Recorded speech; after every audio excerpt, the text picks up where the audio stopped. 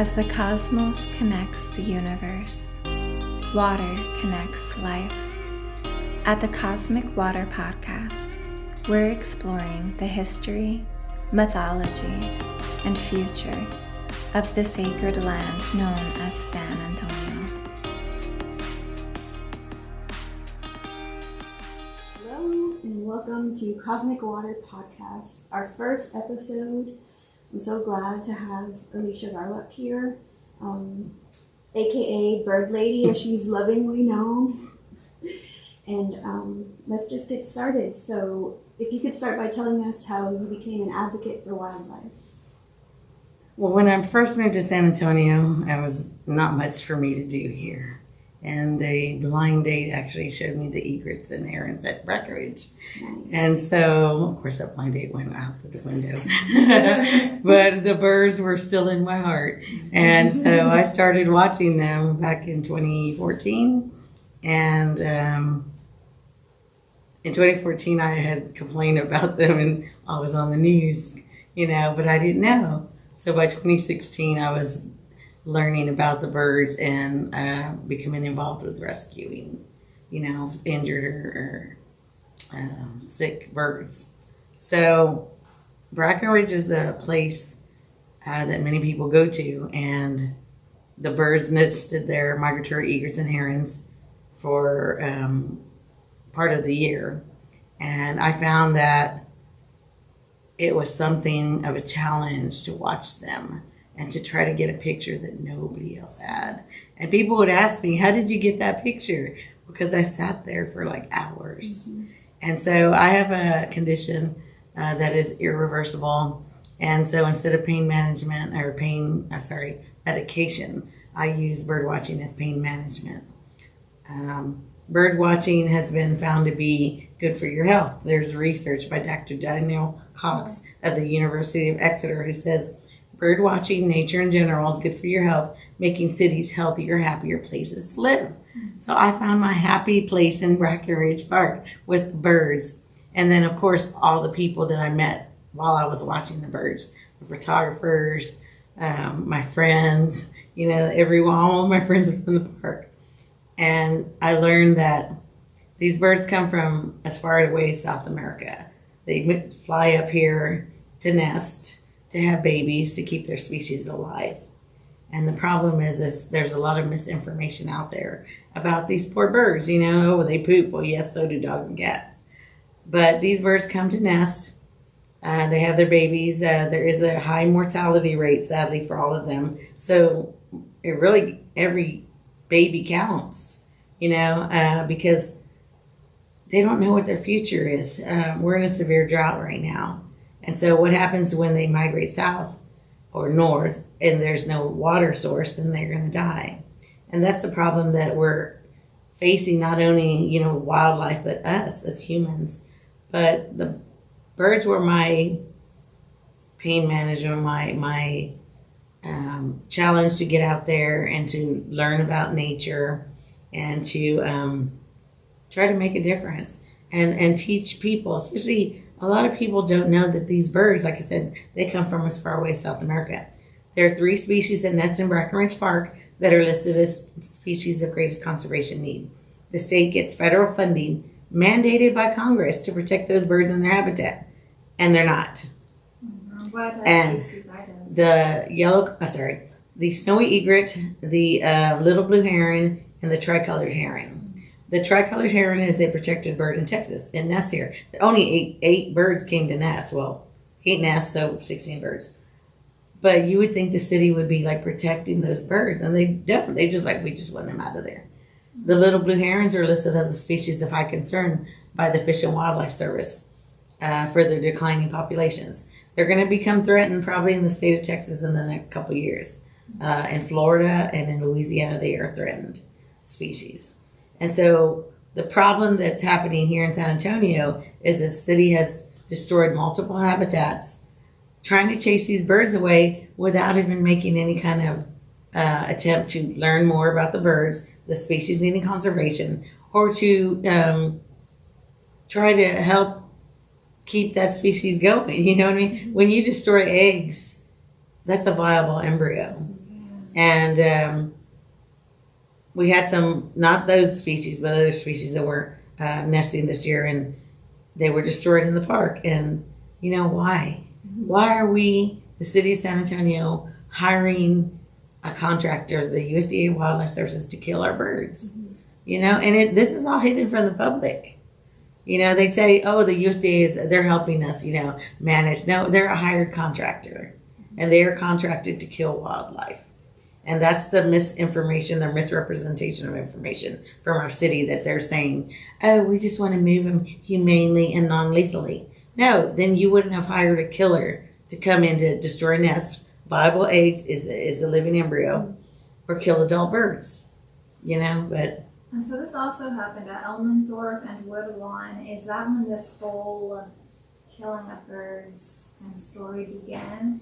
It started, the assault, I call it an assault on the birds, started in 2018 at Elmendorf, where they said the cattle egrets were a threat to planes. Well, they were advertising, there are 50 bird strikes a year. Well, those are other species. Oh, the cattle egrets, you know, they're going to make a plane come down. Well, there was only 8 bird strikes with cattle egrets in a 10-year span. So there's a lot of misinformation there. The water quality, they said, was bad, was actually information from the USDA. It wasn't from our own river authority. So they facilitated that whole, we got to get rid of the birds, you know, thing.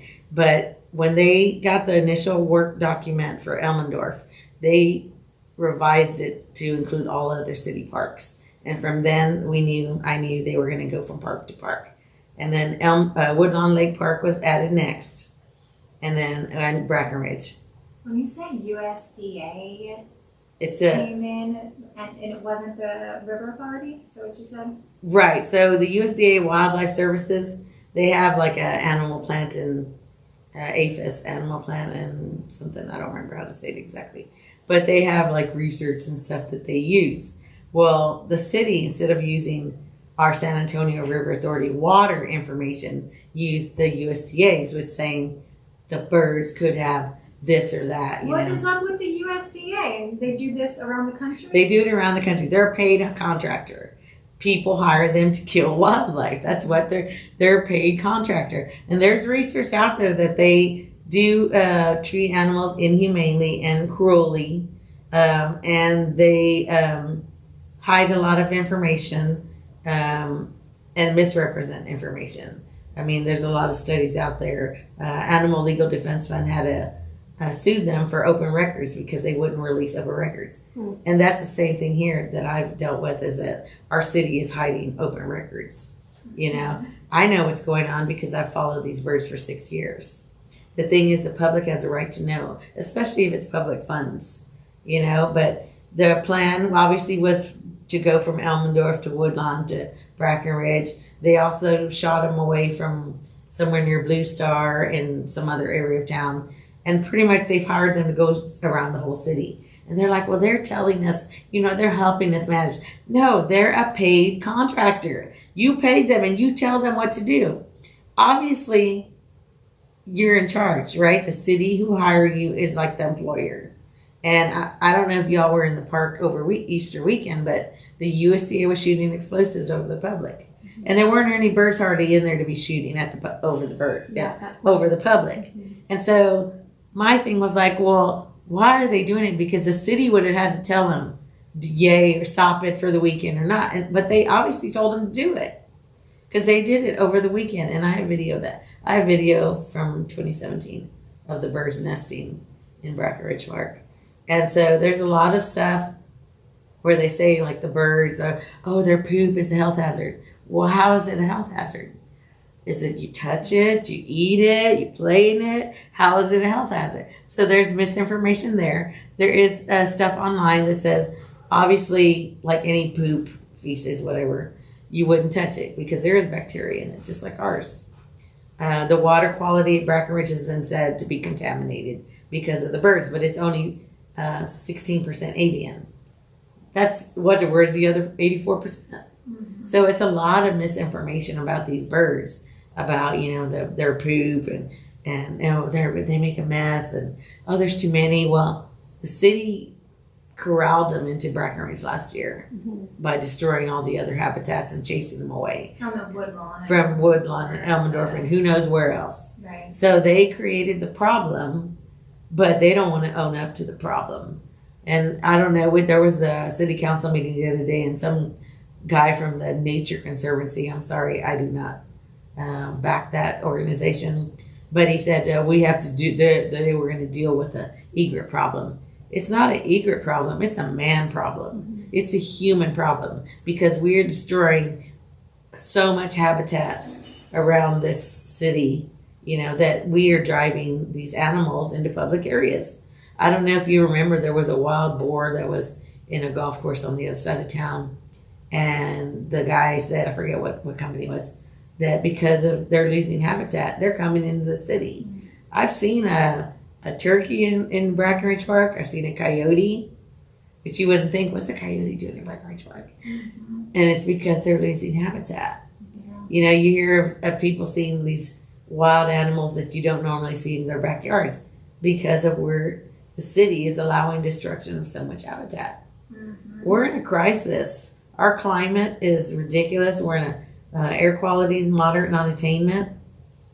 We're in a severe drought. We're a heat island. And we're losing these trees that we need to live. And so, these birds, they fight every year to nest. And it's to keep their species alive. It's not just like, oh, we're going to come poop and make you mad. No, we're trying to stay alive. Because if they don't successfully nest, every year they're going to decline. And then they'll become threatened and endangered, extinct. Do they, when they come from as far as South America up here, do they go further? Like, is San Antonio just one of the stops? Yeah, so the yellow crown night heron is one that comes from South America, and they go all the way up to New Jersey, where they're considered endangered, I think, threatened or endangered. But they go throughout the United States. So they all come north for the summer to breed, and then they go south for the winter normally. But because of our climate crisis, or climate change, some of them aren't staying around because it's so warm here. Mm-hmm. So we'll see what happens with this winter, because I think somebody said it was going to be El Nino or something. Very cold. Yeah. Right. So, these birds are just like us. They're trying to survive. And I'm curious, is it like the wildlife, USDA Wildlife Services, that's the agency that is kind of around the nation, Right. Killing a lot of different kinds of species? Or do you think that they are targeting egrets and herons? The USDA has a long list of all kinds of species of wildlife that they take care That they take care of. of. Right, which is kill. Oh. Right now, they're dealing with, there's a lot of goose killings around the nation. Goose killings, and they do ducks and other stuff. Like, I know there was one city where they removed ducks, and they said, we're going to take them to this other lake.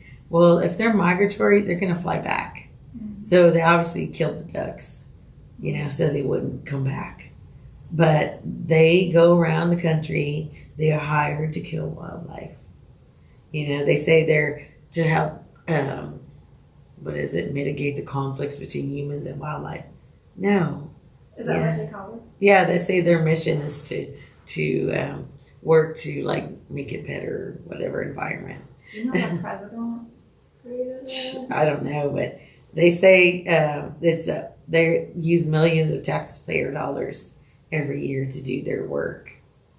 And a lot of it, they do, it's not related to the USDA does the poultry and all that stuff. This is a different one specifically for wildlife. Both under USDA. Right, correct. I don't know how far back it went, because I don't. All I research when I look up something is USDA kills birds, and it'll pop up all kinds of stuff. All kinds of stuff. Yeah, all kinds of articles about them killing wildlife. And so to think that our city of San Antonio is not having wildlife killed is naive, or just dumb. I'm sorry. Which I saw in one of your articles that San Antonio was proclaimed, either self-proclaimed or named by the state as the bird city. Yeah. Oh, right. Yeah, they submitted for Bird City, Texas program, which is supposed to include public engagement and also involvement in, like, say, like conflicts. They call these birds a conflict. Well, the conflict is because the humans at parks has destroyed their habitats and corralled them around, the city, trying to get rid of them. But they're supposed to include the public in decisions and education and stuff for these birds, and they're not. So I'm sorry, but they don't deserve that Bird City, Texas, status or whatever, because they're not bird friendly. And the city's claiming that it's not about the tree removal and that sort of thing, is not about the birds, but it truly is. Across from the Conservancy is where they used to, have basically a rookery, right? Mm-hmm. And then they drove them out with the explosives and the wood knocking, which drove them to be the following year to gather all over there by the Whitty to give this presence that it's a hazard, or when they take them away from where they were across from the Conservancy building. That's not where people were hanging out. We allowed the birds to gather there, that under those trees there that they're going to remove. You wouldn't really see too many people there because they were only here for, how long do they stick around? It just depends, but they would normally historically come in April, and then they would leave like by August. Right. As soon as the chicks could go. But in that plan for Breckenridge Park, we did have an email found that said removing the trees was because of the birds. Mm-hmm. Even though they kept refuting it in public meetings, there is documentation that the city said they were cutting down these trees to keep the birds from nesting. And in their first request for the Historic Design Review Commission approval for this project, they put in there to prevent rookeries from forming. Oh, wow. How stupid is that? That you're going to cut down a 100-year-old tree to keep birds from nesting. The birds are gone because they've shot at them or killed them or something. Mm-hmm. But we still need the trees. That river needs those trees to survive. There's fish in there. I saw a bunch of baby fish today. And take out all that tree canopy. It's 48 trees between both bridges. And that river's going to heat up. And it's going to dissipate. And those little fishies are going to die because it's too hot. And we're going to have algae blooms. And, the city talks about, we got to, protect the river. Well, protecting the river would include leaving the tree canopy to give it shade and oxygen, and stuff like that. And the plan is to have a concrete walkway along the water right there too, right? Yeah, they have it in their plan that there's a walkway. Well, between the first bridge and the pump house, there's no walkway. So they keep saying, we're not going to narrow the channel. Well, if you're putting in a sidewalk that wasn't there, you're narrowing the channel. And they keep trying to say, no, we're not narrowing the channel. If you add 3 feet of a sidewalk of concrete to where there's nothing. With no shade, you're narrowing the channel. And so it floods. That's a 100-year floodplain. And it flooded, I think, like 1998 and 2004 down River Road. They had damage to their houses because of flooding. So that 100-year floodplain, it can flood anytime is what it means, not just every 100 years. But by them altering that channel, it's going to cause flooding. And see, they're not even looking at the big picture. Is it going to cause flooding? Is the river going to heat up? Are you going to collapse the ecosystem by taking out trees that are keystone species like the oak trees? There's a lot of negative results that are going to come to fruition with this project. And our city just seems to want to ignore it. And the birds can go just wherever. No, next year is going to be in somebody's backyard. And then they're going to really want to kill them. But it's why. It's a park. It's a 340-acre park. 43 or something. And there was some nests in the forest. And they were like, they can go nest in the forest. Well, those nests in the forest were destroyed. By the USDA. Obviously, because they were like 20 feet up in the air, 30 feet. And we have video of them destroying one nest.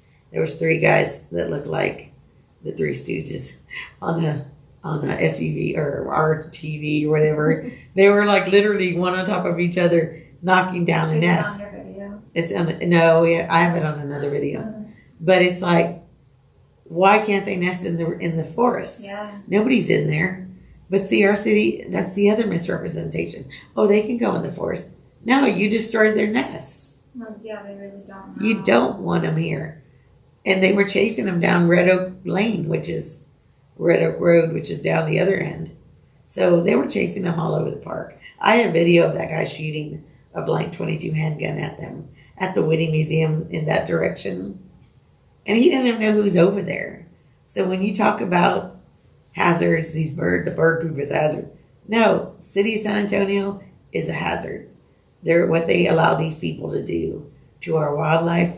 They're doing it to us also. Mm-hmm. I was walking over in the south end of San Antonio, the Medina River Walkway. I sent you those pictures. We found a handful of nests with the branches attached, just right there by the parking lot. Removed from the trees and just thrown right there on the ground. Yeah. Yeah, and see, the thing they do is they do stuff when no one's around, because then they're like, oh, how do you know it was us? Well, who else would have been able to get up to a tree 20 feet up in the air? On a nature trail. Yeah. It's so evil, and people are always like a lot of people's rationalization in their head is like, if stuff like that was happening, I would hear about it. I would know about it. And look how hard you guys fought at the Brackenridge Park, and still so many people don't really know or believe just how bad it really was, and that it's our own government doing it to us. Right, because they hide the facts. They tell people, oh, we're trying to make it better for the public. The signs in there, I think we're something about making it for people and wildlife to coexist or something. I don't remember. It's one of bullshit. Sorry. There were signs all over the park. And it's like, really, coexist when you're shooting explosives at the birds and us because they were shooting it over us. And how is that coexisting? Mm-hmm. Destroying nests of birds that only live 6.3 years. How is that coexisting? Mm-hmm. How is that allowing a species to survive if you're just being an ass and destroying all their nests? And I have video of one of those USDA guys chasing a night heron. It was one bird out of the river. He went up to it, was banging boards at it, and then he shot an explosive at it. Why? Do you know that bird can't build a nest in a river? I mean, are you that stupid that you don't know a bird can't build a nest in the river? Mm-hmm. He's trying to eat. He's trying to get a drink of water. And they were chasing that poor bird out of the river. That's cruelty. Yeah. That's inhumane, because all he's trying to do is eat. And it's like, do these guys not take any kind of training? Because that's what I'm wondering. What are they being told? What is the information that they're given to think that's okay to do? Yeah, well, that's why I'm thinking the city parks. I always say Bill Pinnell's in charge of this. He's in charge of parks and rec. He was in charge. He was assistant manager, but he got a promotion. But yeah, and I think they just said, do whatever you think you need to do. Yeah. They don't care what people have to say. They don't. They don't. Even people were reporting to the police, park police, and they're like, there's nothing we can do. Yeah, you can, because they have to follow local, state, and federal laws for public safety. And they weren't, because I've had video where they almost hit people in the head with a ball of flame in the park. And then people were like having a picnic, and here comes down a explosive cartridge. Those things fly 45 miles an hour, 130 decibels. They can cause injury. A blank gun can kill somebody. We learned that over the last couple of years when somebody shot a blank handgun and killed somebody. So these guys are running around the park with this blank handgun shooting day and night. Yeah, it was crazy. It's so crazy and unnecessary. This whole project, obviously to get the birds out, cut all the trees down, is to develop the park. And this whole project goes back to the 2017 bond, is that right? They're saying it's 2017 bond, but if you looked at that bond project, it said it was to fix the river, walls, trails, and the restrooms.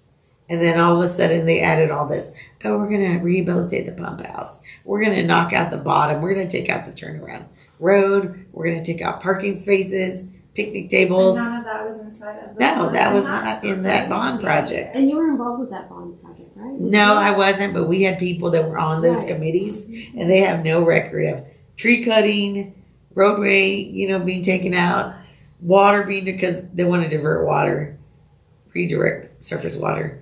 And so all this stuff that they're adding in there, that costs money. Why is the public being forced to pay for this stuff and we won't even be able to use it? Well, do you know what about bonds? I just have to rant about this because when I really researched into it, because it was bond money that, like, where I lived at Soapworks when we were all getting displaced, a bunch of bond money was going into that. So I did a bunch of research on bonds, and it's actually like the greatest investment for rich people to make because you are guaranteed to get the money back with interest via the taxpayers. So all bond money comes from the city or whatever government entity going to all these rich people and basically soliciting funds and saying, like, we'll pay you back over this period of time with this much interest, and all of that is guaranteed. And what's so frustrating about that is that I brought up bond stuff to the city before about projects and problems, and they're like, well, we have to follow exactly what the voters voted for. And so that they're just like, oh yeah, but we can also add stuff into it as we please. It's so frustrating. And then also, because it's a bunch, all of the richest people in San Antonio that pay for the bond, they ultimately get to decide because they want something back immediately, not just their money and interest over time, but whatever these projects are, they have big say in, and apparently in changing it too, to look however they want. They're just treating San Antonio like their little playground all over. And so yeah, I'm always like, do not vote for bonds, never vote for bonds. And even this past bond, was that last year? They were voting on, and I asked one of the council members, I was like, ask them where the money comes from. And they were just like, oh, it comes from people who have a very secure investment. And that was all that they would tell them. And they wouldn't give them the list or anything. And so even the council is just like kind of pretty clueless about where this bond money comes from. And yet every 4 years, they just throw it at us. Like, you gotta vote for the bond if you want this city to prosper. And it's really just a bunch of rich people's money that we're going to have to be indebted to forever. Well, the project for Brackenridge is part of a development plan. There's a funding agreement with the Brackenridge Park Conservancy, which is to allow them to develop the park. It says to raise money to be stewards. Stewards of, how are they being a steward if they haven't fixed anything? I mean, the restroom's falling apart. There was no paper towels in there. Basic stuff, pick up the trash, get the stuff out of the river, maintain the park like you would your house. And they haven't done anything.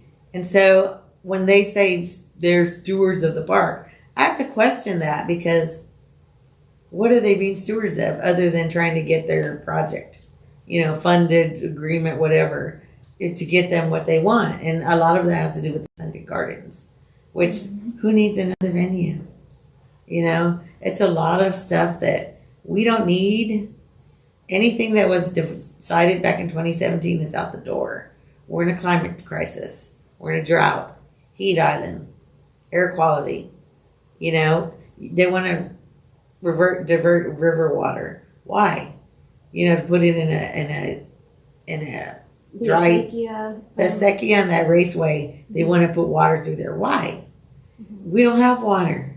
It's not even a real acequia. It's going to be a facade with a pump, right? To have it seem like it's a working acequia. Right, and like they want to uncover a dam that's over there. Well, they say the Lily Pond. Well, that dam, if you look at all the archaeological reports, it says for them not to uncover it.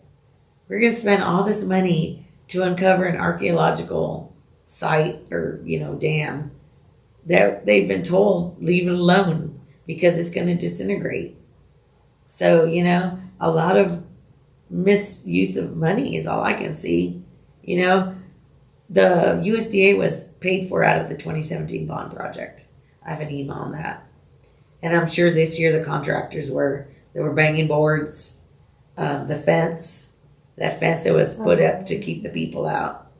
It said they wanted to keep those people out that were bothering the contractors last year. I wasn't bothering the contractors. I was Oh, that's why they put the videotaping. fence up. Yeah, to keep the public out. That was meant for us, keep the people out. Who uses the park? The residents.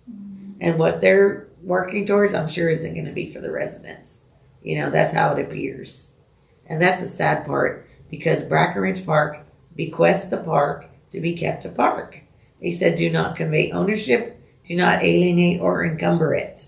I consider it encumbered with debt, but that maybe I'm not sure on that, but the Conservancy was saying it's going to be $400 million to finish the work. We don't have that. And if we did, why would we? We have roads that are falling apart. We have people with food insecurity, housing insecurity, our air quality, water. What happens when that aquifer goes so low and we don't have water? We're going to be drinking that recycled sewer water. Well, some of the water is recycled, we call it filtered. But, they're not even looking at our current crisis. They're just like, oh, we want our plans. Yeah. Would you see Jacob's Well? Yeah, I heard it dried up, right? Yeah. Cut from overpumping. Yeah. So, this project is going to collapse probably that ecosystem, because without those trees, it's going to make a big difference. And then the birds, they've been impacted already. I went this morning and there were only ducks in there in the fence. And they all looked at me like scared. Some of them even jumped in the river. And I'm like, oh, you poor birds. You're scared because you've been assaulted by these USDA people since February. And they don't know if somebody's going to shoot at them. I was going to ask you, I always wonder this of people who have dedicated so much of their life and energy to this type of work because it's so exhausting. What you do for self-care? Is that a trick question? No, so... I mean, I know you said that it was like going to the park and watching the birds. Well, what we've done is we're doing research. I do a lot of research on, obviously, the project that we're, they want to destroy all the trees. So we're looking at how is removing those trees going to affect the environment. I don't know if you've ever watched Fantastic Fungi on Netflix, but it talks about the little connections between trees and the little microorganisms, mycelium, stuff like that. There's a whole lot of stuff on that. And so we actually spoke with somebody that does that research. And, when you start messing with nature, there's consequences. And like you mess with those tree roots and their connections to other microorganisms, it's going to affect something else. Take out the trees, it will affect something else. Us and not only the birds, that they want to get rid of. Chase the birds away, it affects something else. Everything is a domino effect. But I just research, I write stories focusing on wildlife. And that feels good for you, feels like it kind of regulates your nervous system, Well, it keeps me busy and I feel like I accomplished something because I'm sharing stories, the facts. The city has made a lot of or false statements. There's a lot of misinformation. And so once I find the facts, I like to share it. And so videos, we did the documentary. With all of propaganda is that it's meant to humiliate. And once you feel humiliated, right, your social response is to sort of silence yourself. And that's what it feels like a lot of those stories from all of these mainstream San Antonio media outlets is meant to do, where it's like, oh, look at this poor activist, and they're wrong for 100 reasons from the government. Yeah, there's this thing called open records, and so we have a lot of documents that refute most of what the city says. So that's why it's it infuriates me because I know it's propaganda and it's all bullshit that they're telling the public, but public doesn't know, How do we get it out there? Yeah, how do you get it out there with? I'm asking. Oh, I'll send you the documents. No, you guys did so good. Remember that one time me and you went to City Hall and we were fighting for the a daycare center that was closed down in my neighborhood. I saw all about it, or public housing authority, and one of the council members, people who works for them, was like, "Well, you got to do what the Brackenridge people are doing." Yeah, they did. They said that. It was so powerful. How you guys were able to organize and how frustrating it is now that it still didn't work. I mean, it created a movement, but how many people called in to that last HDRC meeting? I don't know. We had a bunch of people, but that was already premeditated. Despite all those phone calls, despite everybody that showed up. Yeah, because that one lady was like, I've already heard this before. I'm ready to vote. That tells you that they knew already they were going to approve it. Same thing with Texas Historic Commission. They have, that chairman is on the board of another nonprofit, or a so-called nonprofit. They have private interests, involved in this whole thing. And they got their way so far, but, there's a federal lawsuit. And there's a few more to come. I was wondering this most recent vote at City Hall, when it was a 6-4 vote, if that hadn't passed, would it not have gone through? Like, was that vote pretty meaningful in continuing the project? No, because they were just asking for more money. But the thing is, they keep asking for more money. Like every week now, is it going to be more money? You want more money? How do you build a house? Do you you make a contract, right? And that's it. They don't come back next week and say, oh, we found something else. The city's goal is to exclude the public. When the first in 2021, there was a meeting they were supposed to be setting up for the planning commission. And the name of the meeting was changed to something totally not including Breckenridge Park. So I believe there was, I believe there appears to have been a willful intent to withhold information from the public, because nobody knew about the planning commission meeting when in January. There were 4 of us. I was one of 4 women that spoke. And then the HDRC meeting, they tried to get that pushed through without people knowing also. And the same thing with all these meetings. Oh, we're doing public involvement. No, you're not. You're just letting us talk, and you're not doing anything. At that city council meeting last month, said, oh, we've reached a compromise. There's no compromise. You all said, you're going to do what you're going to do, and you don't care what we have to say. You've shown us that by going forward with this project to destroy 48 trees in one section of the river. You didn't save any trees.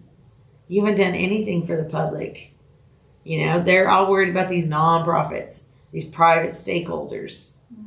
Who uses the park? The people. Yeah, that's what they always say. That's their definition of stakeholders, is nonprofit organization. Well, and developers. Yeah.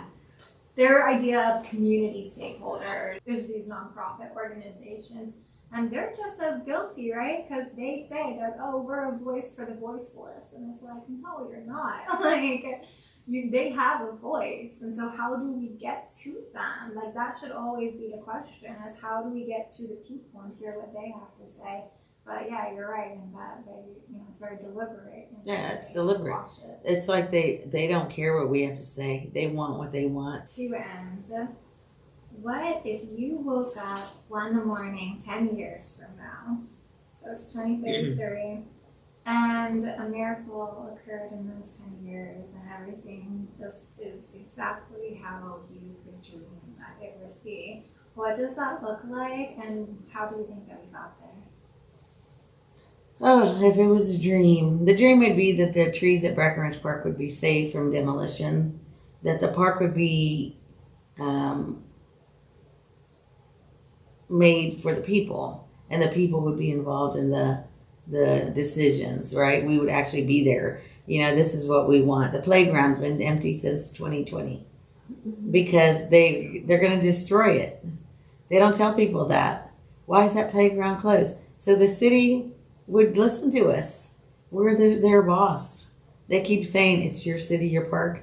Well, yeah, if that's the case, then why aren't you listening to us? So I guess in my dream world, it would be that our city would be actually, the employees that we would want them to be, and they would do what we want and not be focused on these developers, that are looking out for private interest.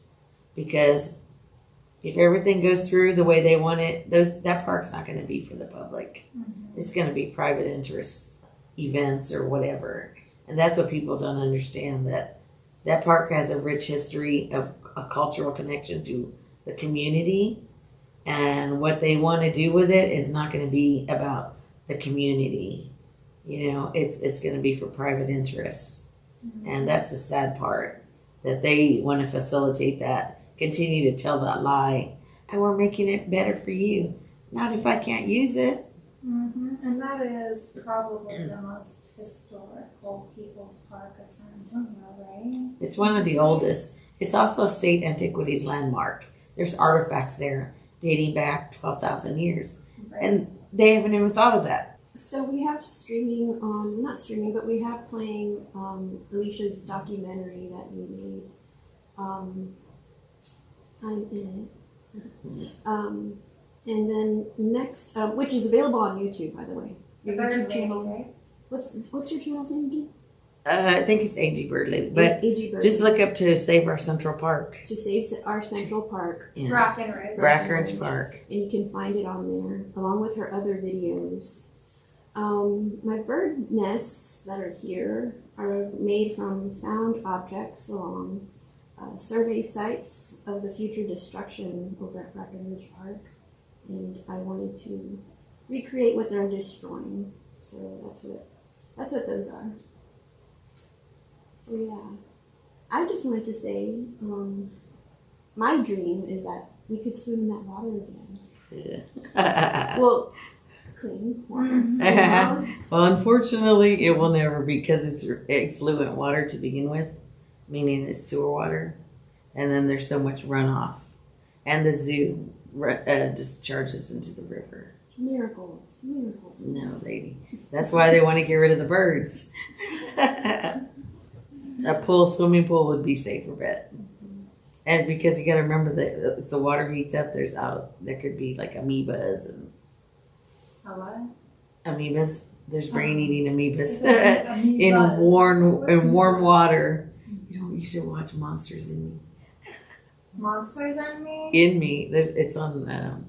Is it a documentary? Is it a movie? No, they're little docs that talk about like parasites and stuff. But I don't know if I want to watch it. There's different stuff. I feel like it's popped up onto my YouTube before. I thought it might be like a sci-fi movie or something, because earlier when you were talking about the USDA and just all of it, I kept thinking about Avatar and everything being interconnected and you killing the birds, and it just felt like because isn't it the army in Avatar that like goes and starts killing animals? The natives and stuff.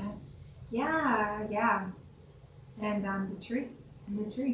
Well, it feels like that. How many years ago did they displace the indigenous people from the lands? Mm-hmm. And the most, the largest number of people that use the park are indigenous or Hispanics. Mm-hmm. And so what are they trying to do now again? Displace the people. That's exactly when that playground closed down in 2020. When they closed all the playgrounds down and then never opened that one back up, I was like, that is specifically to get the Mexican population out of here, right? Because that is who was always at that park, right? Okay? As well as those low riders, because I used to bring my kids there every Sunday. It was so much fun. And ever since 2020, they did whatever they could, right, to stop all of that. Yeah, they want to take out that turnaround road. That means lowriders don't have a place to turn around. That's part of our culture, and to not it's gentrification. I don't know how else to say it. Racially motivated. I mean, there's certain people in nonprofit that are not of our descent, And somehow it seems like they are targeting us for displacement along with the birds.